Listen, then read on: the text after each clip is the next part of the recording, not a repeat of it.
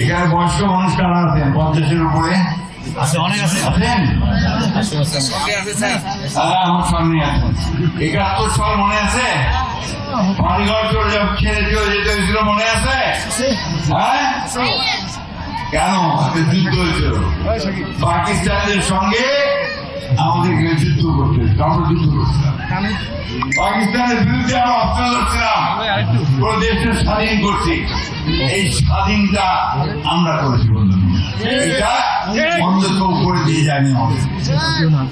আমরা আমাদের দেশ ছেড়ে মাটি ছেড়ে কোথাও যাবো, আমরা আমাদের অধিকারকে প্রতিষ্ঠা করছি।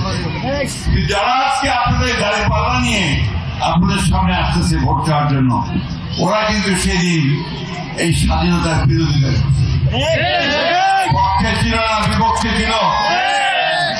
এবং আপনারা এই বাড়িঘর ছেড়ে চলে যেতে হয়েছে, ওই সময় আপনাদের বাড়িঘর লুটো করা হয়েছে, ঠিক কিনা?